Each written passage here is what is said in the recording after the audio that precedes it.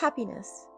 Oh, you mean that thing that's been kidnapped and is currently being held hostage by a $1 billion industry with a marketing degree and zero shame?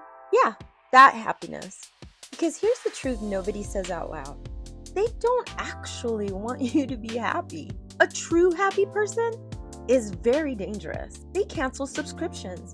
They stop impulse buying weird little creatures at 2 a.m. in the morning, like, why did I just adopt a fuzzy demon named Labubu? They unsubscribe, they go outside, they drink water like a stable adult. And that's bad for business.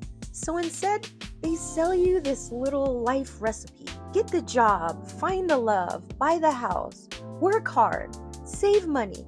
Then you'll be happy. And we all just nod our heads. Yes, that sounds correct. Let me suffer immediately. Meanwhile, happiness was never the product.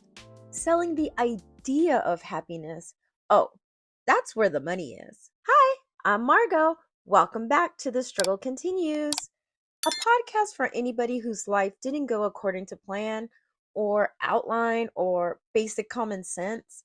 I'm not an influencer, I'm not a guru, I'm just figuring out loudly in real time. And after 50, the filter's gone, the patient is gone, and honestly, so is the fear. I used to be out here yelling at the sky like it owed me answers.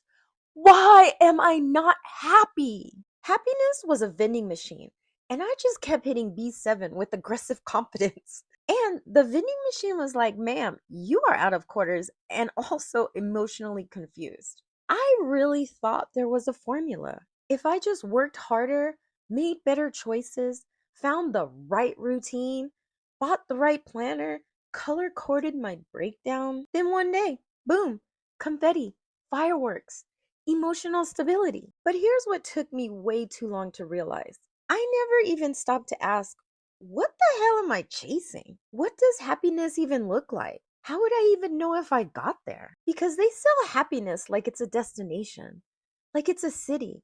Welcome to Happy Town. Population?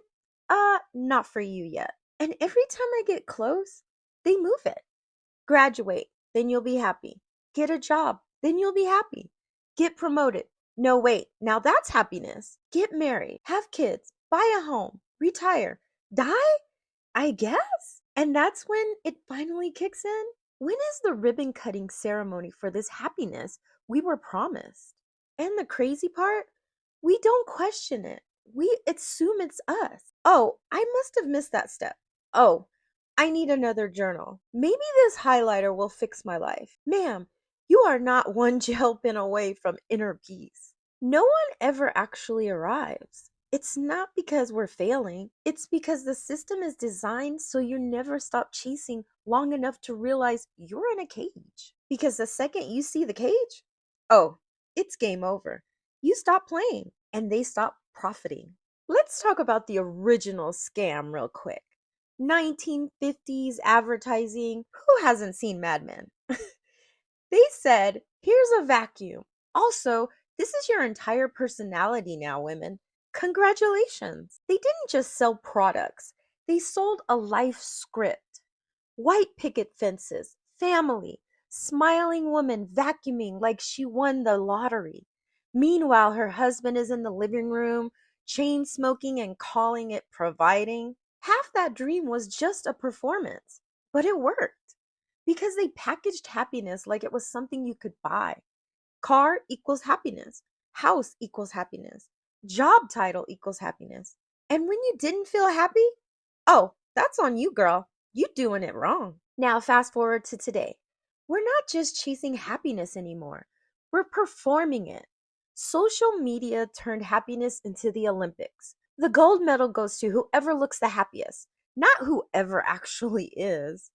Meanwhile, you're sitting there perfectly fine, just vibing, and suddenly your phone is like, hey, quick question, sunshine. Are you aging correctly? Do you own a home? Shouldn't you be meal prepping? Also, here's a 22-year-old millionaire. I mean, there's no pressure. Thank you. I thought I was having a decent day. They don't just sell happiness, they manufacture lack. Because as long as you feel like something is missing, they've got something to sell you. And listen, I fell for it for a long time. Hook, line, emotional breakdown. I did everything right, checked the boxes, followed the rules, and still felt like happiness was buffering. Like it was always almost there. That's when I finally realized happiness was never meant to be permanent. I know, it's so rude. It's not a finish line, it's not a personality trait. It's not something you unlock like a video game level on Mario Kart. It's just a little moment. That's it. Teeny, random, blink and you'll miss it moment. But nobody sells that version. Nobody can monetize that. Sitting on the couch laughing at nothing with people who you love? Are you serious? Please, there's no subscription for that model of peace. Also, can we talk about the self help industry for a second? Because they really said, have you tried waking up at 5 a.m.? I'm like, sir, I am tired at 5 a.m. in a spiritual way. They said, drink more water. Water? I'm hydrated and still exhausted and still confused. Have you tried journaling? Right now, I have 14 journals and a digital one. All of them contain me writing, what is happening? In different fonts. Same advice, different cover every year. It's like new year, new me. No, same me. Just I'm aware now. And here's the toxic part of the whole thing. They quietly taught us you don't deserve to be happy yet. You have to earn it through struggle, through exhaustion, through proving yourself. Like happiness was some VIP section, and the bouncer is like, sorry, not miserable enough. Come back after burnout. But if suffering was the key to happiness, wouldn't we all be thriving by now? Let me say this clearly. A job will never hand you happiness like a trophy. Your bank account will never hug you like your bestie and say, you did a good job, girl. And self help gurus will never say, you're actually fine. You don't need me. Because the second you feel enough, they lose you. So, what actually makes happy people? Oh, you're gonna love this. It's all the stuff nobody can profit from. Time, not productivity, just time. Autonomy, waking up and deciding your day isn't pre approved by stress. Connection, real, messy human connection, not networking, not circles, not vibes with LinkedIn profiles. Enough money to breathe, not billionaire status, just not panicking at the grocery store. And that's it. Simple, inconvenient, but very unprofitable. And here's what really messed me up. The happiness moment of my life, they weren't milestones. No big wins, no dramatic music, no confetti. It was the dumb little stuff. Laughing at something stupid, reading a comment that hit me right in the soul, sitting on the couch doing absolutely nothing with my people, and realizing, oh, this is it. No tracing, no proving, no upgrading, just being there and being me with people I love. So maybe the reason we feel unhappy isn't because we failed to find happiness. Maybe it's because we were too busy trying to force the version that was never real. Because the moment you stop chasing, you start seeing it everywhere. And that doesn't make anybody any money, which is exactly why nobody told you. So I encourage you for 30 days. Pay attention to the smallest moments that actually made life feel good. I bet you the happiness that they sold you was never real, but what you find in those 30 days was. Thank you for listening.